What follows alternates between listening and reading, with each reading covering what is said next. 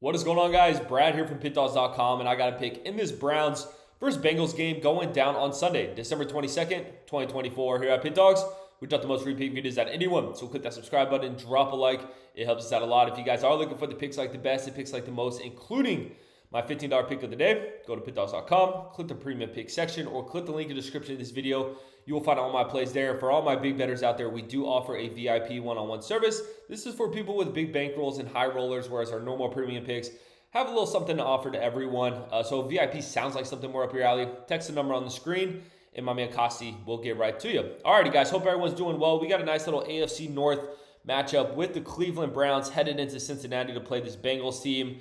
This Browns team, they want to forget about this season. It hasn't been pretty, whereas the Bengals, there is still a road to make it to the playoffs. They're going to need some things to happen, to say the least, but there is still a road to make it to the playoffs, and you best believe they're going to be coming into this game ready to pick up a win. The question is, though, are they going to cover this 8.5 point spread? When I first saw the spread, I thought it was pretty large, but let's break this thing down, man. Starting with the Browns, 3-11 record, 4-10 ATS. You know, they start the season with Deshaun Watson. They have high hopes for that defense that's been an absolute juggernaut over the last couple of seasons, and nothing has panned out. And now they got Jameis Winston starting. He's throwing 3 picks a game, it seems like, and it's just been ugly. You know, the Browns, they got that nice little win over the Steelers, that crazy snow game on Thursday night, and then they've not only lost 3 games in a row, they haven't covered in 3 games in a row as well, and it's just been ugly. And really it's because of Jameis. I mean, I love Jameis's antics. I love his little interviews. I went to Florida State, so of course I'm always going to be a Jameis supporter. He got us a goddamn national championship. But when it comes to an NFL caliber quarterback, Jameis just isn't that guy, guys. He makes too many mistakes. You need a guy who's composed in there. Yeah, he's just not the guy. And we all know that. He's a fun little backup to have on the sidelines, but shit gets real when he's starting for your team. And I'm a Bucs fan as well, so I had to deal with Jameis Winston as my starting quarterback, throwing for 300 yards with 4 picks every game. I know how it feels. It's painful. It's painful, guys.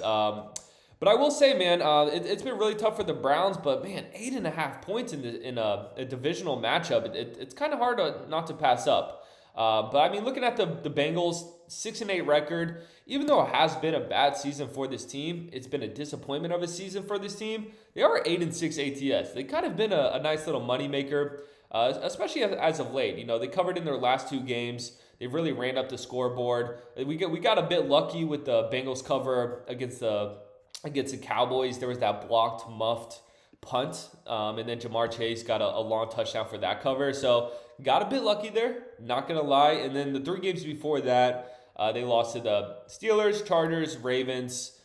We saw them lose to the Eagles earlier this season. And I will say, one thing about the Bengals is, look, they took their first game of the season, they lost to the Patriots.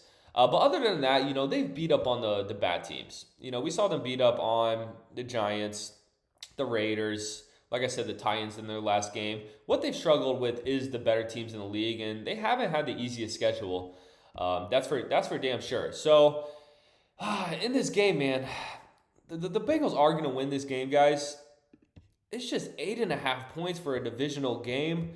We already saw, you know, with these teams played earlier this season, the Bengals won that one by 7, so it's a revenge spot as well. I'm still not high on this Bengals defense. I think this is a game where Jameis Winston will actually be able to move the ball and will be able to score.